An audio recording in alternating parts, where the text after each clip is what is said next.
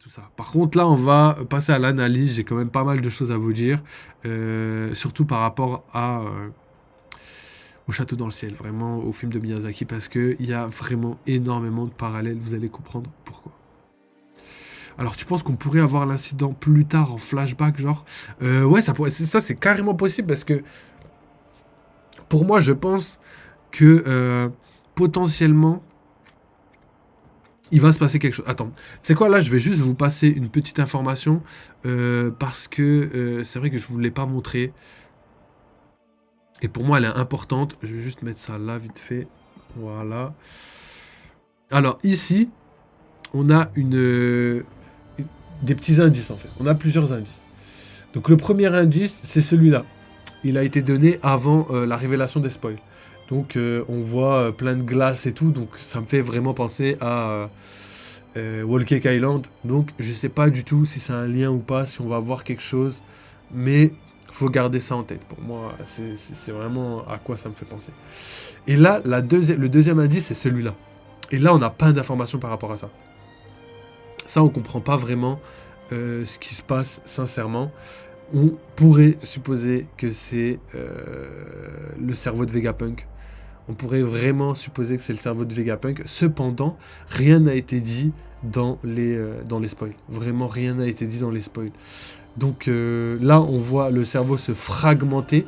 Donc, est-ce que c'est la désintégration? Est-ce que c'est la destruction? Ou juste, est-ce que c'est euh, la perte de Vegapunk? Donc ça, c'est une information qu'il faut garder de côté parce que je me pose la question de savoir est-ce que il y a un lien avec l'incident de Egghead. Donc après, ça pourrait être Vegapunk, hein, en tout cas par rapport à son corps, à sa tête. C'est la personne qui ressemble le plus à Vegapunk pour l'instant. Il n'y a pas d'autres personnes qui pourraient ressembler plus. Après, est-ce que ça peut avoir un lien avec Emmet? Potentiellement, c'est pas impossible. Et du coup, ce que tu disais par rapport au flashback est intéressant. Pourquoi? Parce que peut-être que Vegapunk, pendant l'ellipse, justement, avait préparé tout ça. Peut-être qu'il s'était dit que voilà, avec les Mugiwara, on va faire en sorte de préparer au cas où quelqu'un nous attaque, parce que je sais que le gouvernement mondial est sur mes côtes. Et je pense que c'est grave possible. Et du coup, peut-être que pendant ce flashback, enfin cette ellipse, on a eu toutes les informations qu'on n'a pas vraiment maintenant. Et c'est peut-être pour ça que Oda a décidé de faire une ellipse à ce moment-là. Et du coup, peut-être que là, on aura la réponse de l'incident de Egghead qui s'est pas passé dans le présent, mais qui s'est passé dans un moment où on n'a pas vu. Et que justement, la, la, la, la finalité de ce qui s'est passé va avoir un lien avec cette image qu'on a là juste derrière, et en même temps va être l'incident de Egghead. Peut-être la mort de Vegapunk, l'explosion de Vegapunk. Hein. Je vous avais parlé aussi des bombes de la salle d'armes avec plein d'explosifs dedans qui ont pas été utilisés. C'est-à-dire dans le scénario, ils n'ont pas été utilisés. Je vous avais dit ça. Et je vous ai dit que tout ce que Oda met dans son chapitre, dans l'île, va être utilisé. On a deux choses qui n'ont pas été utilisées. C'est les organoïdes, pour reproduire les organes d'un humain. Et de l'autre côté, on a ces fameuses bombes. Donc potentiellement qui vont servir plus tard, potentiellement qui vont même pas servir, c'est pas impossible. Mais connaissant Oda, je pense que c'est quelque chose qui n'est pas du tout impossible. Donc ça, c'est pour la dernière information par rapport au spoil. Je pense que l'incident de Egghead pourrait avoir un lien avec ça, même si c'est pas ce à quoi on s'attendait, ça pourrait être quelque chose de colossal. Parce que imaginez, Vegapunk décide de se faire exploser, lui, Mother Flame et toute l'île avec les Gorosei, ça pourrait avoir un impact sur le monde entier, tu vois, vraiment sur le monde entier. Donc je pense que c'est pas impossible. Surtout que si Mother Flame explose, comme on a vu que une partie de Mother Flame, ce qu'elle est capable de faire avec une arme antique, enfin potentiellement une arme antique, on peut voir, enfin on peut imaginer que le Mother Flame complet, si elle explosait, pourrait détruire toute l'île, mais tout ce qu'il y a autour, mais vraiment très très fortement. En tout cas, c'est ce que je pense sincèrement. Donc peut-être potentiellement que voilà, peut-être que la fin d'Egghead sera une gigantesque explosion. Hein. Je pense que vous l'avez capté, Oda, il aime trop les explosions. Et c'est vrai qu'au final, ça ferait une fin légendaire et on aurait tout perdu. C'est-à-dire on perd toutes les personnes sur l'île, on perd toutes les personnes gentilles. Hein. Je pense à Sentomaru, je pense à Stussy, je pense à Emmett aussi, je pense qu'il va prendre cher. Donc à voir.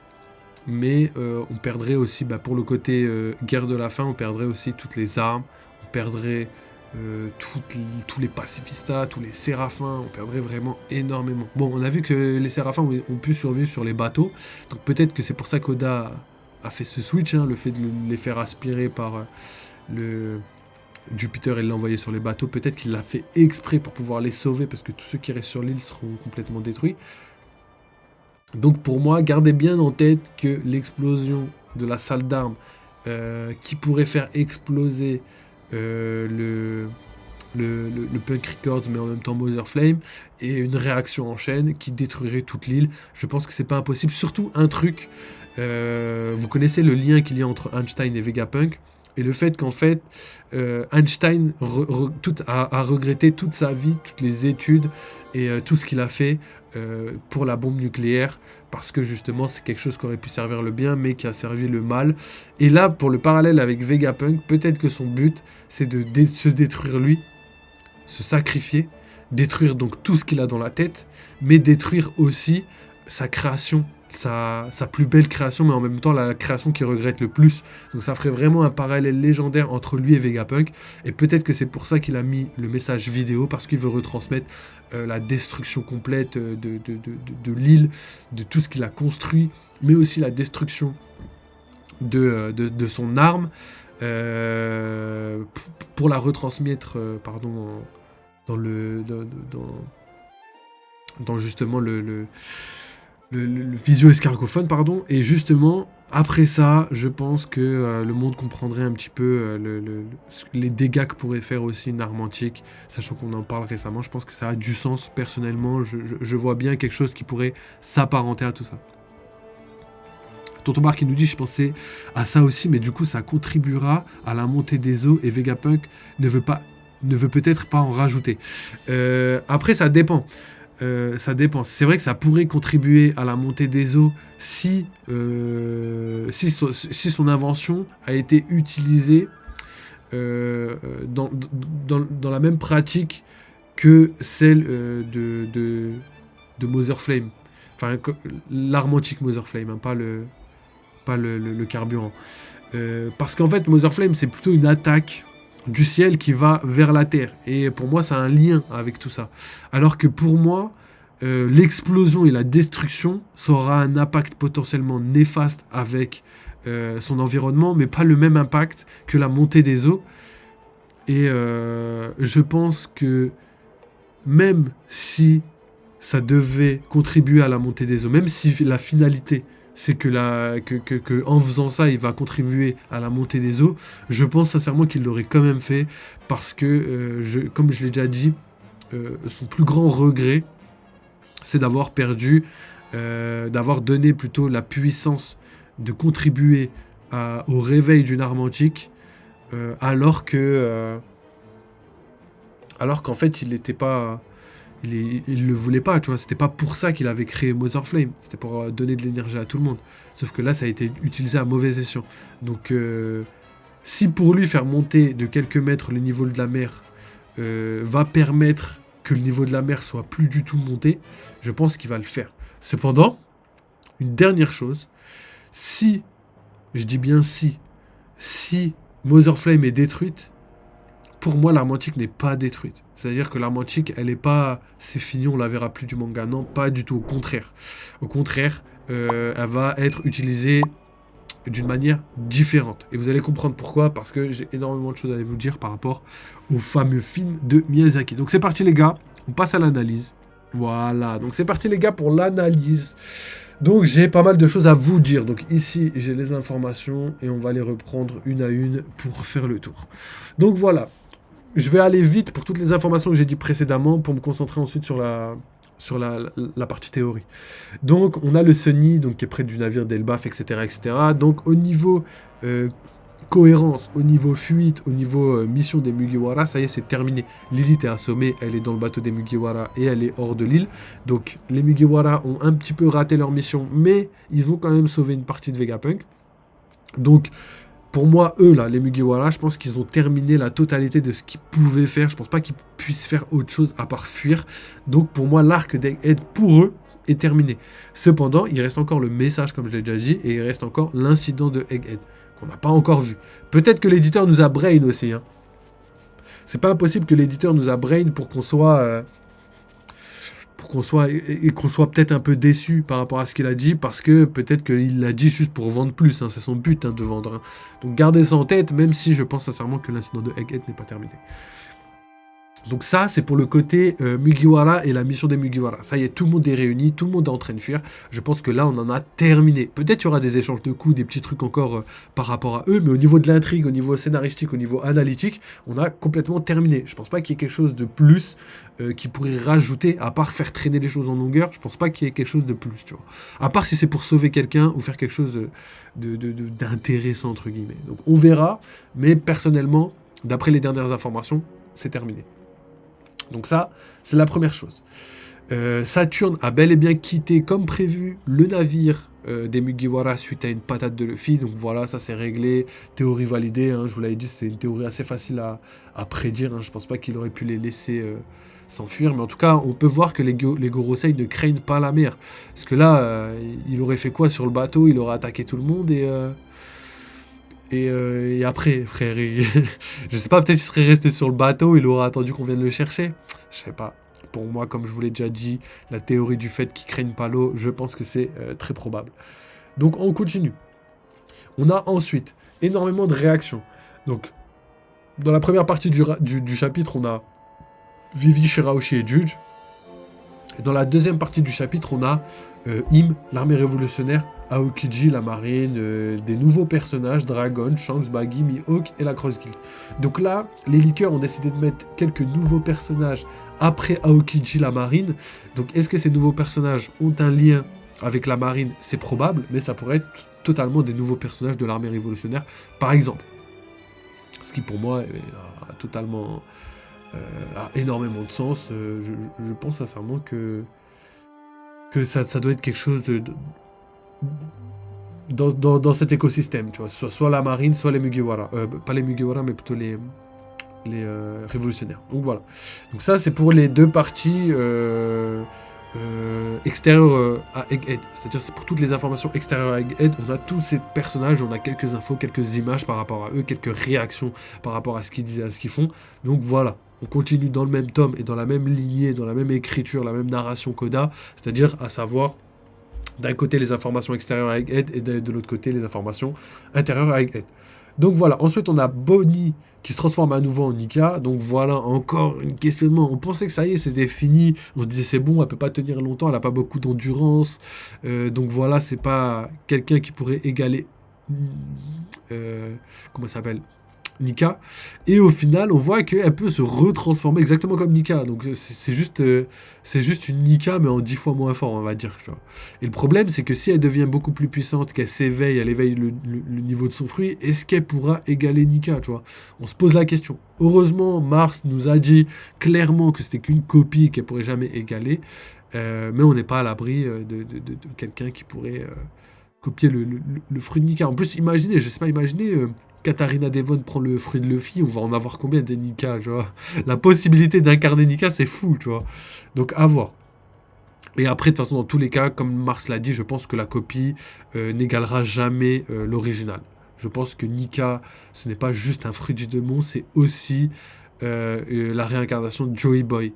Et le fait d'allier les deux fait de Luffy quelqu'un déjà de 1 million de fois plus fort et plus important, en tout cas, en termes de narration et de puissance.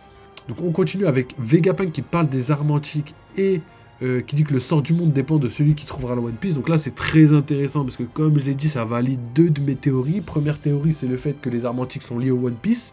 Donc forcément que si Roger n'était pas là à temps, c'est sûrement parce que les armes antiques n'étaient pas encore réveillées, et on l'a vu grâce à Shirahoshi, grâce aussi au fait que l'incarnation de Joey Boy n'était pas encore là, donc tout rentre dans l'ordre. S'il n'était pas arrivé à temps, c'est parce que le moment n'était pas venu. Si le moment n'était pas venu, c'est parce que les personnages responsables, ou plutôt le message à qui s'adresse du coup, le message de Joey Boy à qui il s'adresse, et ben les personnages responsables sont pas présents. Tu vois. De toute façon, vous m'avez compris. Vous m'avez compris. Et du coup, la deuxième théorie validée, c'est le fait que euh, si les armes antiques sont liées au One Piece et qu'il faut découvrir le One Piece pour prendre le contrôle des armes antiques, c'est tout simple. Ça veut clairement dire que aujourd'hui, on peut être sûr que le One Piece, Raftel et tout ce qui s'ensuit se passera avant la guerre de la fin du manga. Voilà, c'est acté, c'est fait. Je pense que ça, c'est une très très bonne confirmation. Personnellement, c'est ce que je pense depuis le début du manga. J'en étais sûr et certain. Pourquoi? Parce qu'on a vu Luffy ne jamais faire marche arrière, tu vois. Il a un voyage à faire, c'est un manga sur le côté aventure, et l'aventure de Luffy ne s'est jamais stoppée, il est jamais sorti, il a jamais fait demi-tour, il a jamais bougé à droite, à gauche, tu vois, même s'il a eu des contretemps, c'est des contretemps qui vont aller dans le sens de la continuité, tu vois. Et même en termes géographiques, je vous avais expliqué comment allait se passer la fin de One Piece, et pourquoi, parce que on va tout le temps en direction de Raftel, quoi qu'il arrive. Et de toute façon, on peut pas faire demi-tour assez facilement, on peut pas aller à droite, à gauche, c'est ultra difficile. Il y a que certaines personnes, grâce à des pouvoirs spéciaux, qui sont capables de faire ça. Les personnes lambda, si jamais ils veulent retourner dans la première partie de Grand Line, ils doivent sortir dans une mer South Blue, East Blue, West Blue ou North Blue.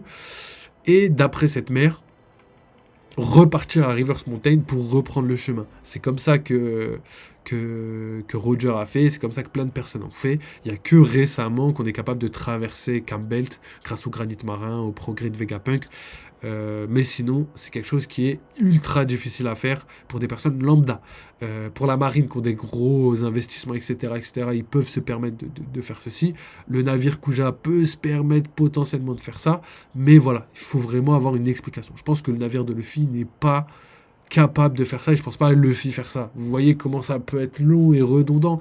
Oda, il est pas du tout dans cette optique-là. C'est-à-dire sortir dans un océan, recommencer là-bas pour refaire le chemin. Non, je pense pas. Ce serait trop lourd pour les fans, trop lourd pour Oda au niveau de la narration. Il devrait écrire 30 000 trucs.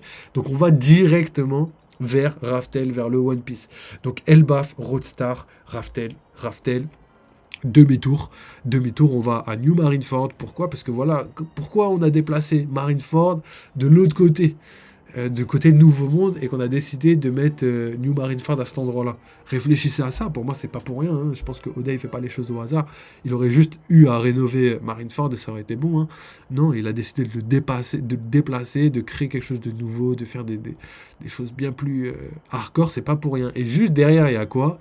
Il y a simplement le gouvernement mondial et qui est le Gorosei, Im-sama, les chevaliers divins, etc., etc. Donc tout concorde sur le fait que l'endroit où va se passer la grande guerre finale de One Piece, c'est New Marineford et Redline, Marijoa, tout ça.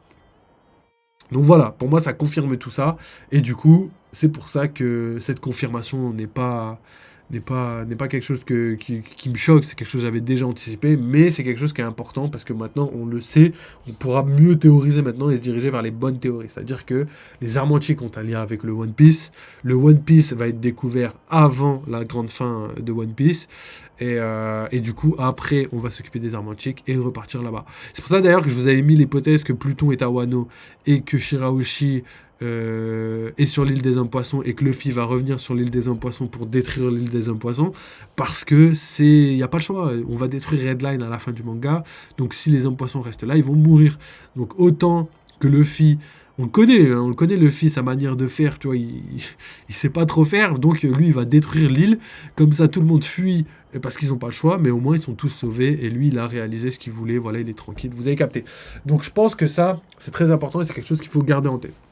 La dernière information de ce chapitre, comme j'ai dit, pour moi, c'est l'information qui, je pense, va faire le plus parler, c'est un autre Figarland. Un autre Figarland. Donc on a Garling, on a Shanks et on a potentiellement un autre Figarland. Donc ça peut porter à confusion parce que voilà, il y a des nouvelles théories qui vont naître, mais j'ai envie de dire même des anciennes théories qui vont réémerger. Pourquoi? Parce que on a parlé de Barbe Blanche qui parle à Shanks et qui dit que ce visage me rappelle de mauvais souvenirs et que justement ça parlait de la potentielle chance que euh, Shanks est un frère jumeau, et du coup c'est pour ça que le visage de Shanks rappelle à Barbe Blanche de mauvais souvenirs. Mais plus tard, on a compris que Garling était là, et que potentiellement c'était son père, enfin même, bref, je dirais pas potentiellement, mais qu'il y a vraiment des chances, tu vois. Il y a vraiment des chances. Il y a encore des chances aussi que ce soit pas son père. En tout cas, ce qui est sûr, c'est que c'est un Ficarland. Ça, on peut pas lui retenir. Donc ça pourrait être, par exemple, la sœur jumelle de Garling, Figarland, qui aurait, je sais pas, fricoté avec des esclaves. Peut-être pas des esclaves, mais juste avec un humain de God Valley. Et du coup, eux, ils ont fricoté, ils ont fait un enfant de 1 an. Parce que rappelez-vous, quand Garling est arrivé à God Valley, Shanks avait déjà 1 an. Il venait pas de naître. Hein. Donc c'est bizarre. Eux, ils sont restés que 3 semaines là-bas. Je dirais même moins à cause de Barbe... Enfin, pas Barbe Noire, mais plutôt Xebec. Donc on comprend pas pourquoi Shanks. Personne ne se pose la question d'ailleurs dans les théories, etc. etc. C'est vrai, il n'y a que moi qui me pose cette question. Je me disais, mais pourquoi Shanks dit qu'il vient de West Blue? Pourquoi Shanks... et West Blue, hein, c'est God Valley. Hein. Pourquoi Roger a récupéré Shanks à 1 an dans un coffre et l'a éduqué, alors que son père, Garling, était présent. Ok, attendez. Était présent et il était plutôt du côté, dans le camp, on va dire, des gens qui ont gagné. C'est-à-dire que les gens qui ont gagné, c'était Norobito, ils ont éradiqué tout le monde, ils sont rentrés chez eux tranquillement. Les gens qui ont perdu, c'est Xebec. Et il y a Roger qui, je pense, a pas vraiment gagné. Pareil pour Garp. Il était là, il n'a pas vraiment gagné, tu vois. Ils ont réussi à battre leur ennemi, mais avec un goût amer, dans le sens où la finalité, c'est que eh ben, ils ont pas atteint leur objectif, tu vois. Leur objectif, c'était libérer le monde, etc. etc. Comment il s'appelle? Xebec, lui, voulait prendre le monde pour devenir le roi du monde. Et Roger, à l'instar de Luffy, voulait libérer le monde et être l'homme potentiellement le plus libre du monde. Donc, c'était deux choses qui n'étaient pas en corrélation. Mais j'ai l'impression que ces deux côtés, en plus, ces deux pirates, c'était quelque chose qui était peut-être mieux que ce que voulait le gouvernement mondial et la finalité des choses. Donc voilà, tout ça pour vous dire que c'est pas normal que Garling abandonne son enfant de 1 an sur l'île. Je sais même pas pourquoi il est venu avec son enfant, c'est bizarre. Hein. Peut-être sa femme était là, peut-être elle est morte, ça, j'en sais rien. Mais en tout cas, ce qui est sûr, c'est qu'il y a une chance que si Garling, si la chasse mortelle a été décidée d'être faite à God Valley, potentiellement, c'est parce que peut-être que la sœur de Garling, la sœur jumelle de Garling, s'est enfuie sur God Valley avec son amant et que ça n'a pas plu au Gorosei et qu'ils ont décidé de faire une chasse là-bas et de tuer toutes les personnes qui étaient là-bas. Et une fois que toutes les personnes ont été tuées et décimées, bah, ils ont comment ça s'appelle? La femme de Garling a caché Shanks dans un coffre, ce qui a permis à Roger de trouver Shanks et de l'élever. Et du coup, ça ferait de Shanks et Garling un lien de parenté, mais sans avoir le lien de parenté père-fils, tu vois. Même si en vrai le plus logique ce soit père-fils, mais vous connaissez Oda, tu vois. Il est malin pour nous faire croire quelque chose de simple, mais au final c'est jamais simple, c'est jamais simple. Donc à voir, c'est pour ça qu'il y a cette théorie en tête, le côté Garling, Shanks, père et fils, mais il y a aussi le côté Garling a voulu tuer enfin même a réussi à tuer la mère de Shanks. Du coup, ça donnerait une raison à Shanks de vouloir tuer Garling.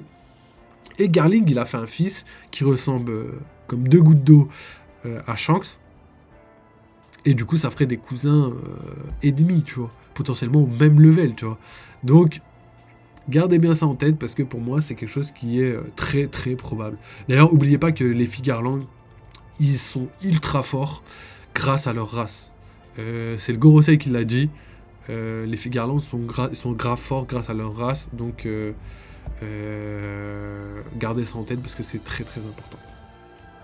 Donc voilà, en tout cas pour le côté Figarland, la personne qui arrive, la théorie du fait que ce soit le frère jumeau de Shanks, c'est possible. Que ce soit le cousin de Shanks, c'est aussi possible. Il y a plein de théories possibles, mais en tout cas ce qui est sûr, c'est que j'ai l'impression que ce que les spoils disent, c'est qu'il y a un nouveau Figarland. Donc s'il y a un nouveau Figarland, Oda nous a préparé quelque chose de colossal. Et là, c'est que les prémices, c'est-à-dire il saupoudre un peu, il tease un petit peu, cliffhanger, etc. Mais ça s'arrête là. Donc voilà. Je pense que je peux passer à la partie théorie, hein, même si j'ai pris plus de temps que je voulais. Mais je pense que c'est le plus important. Donc là, j'ai bien détaillé tout ce que j'avais à dire. Je vous ai donné toutes les informations ultra importantes. Donc maintenant, on va passer à la théorie.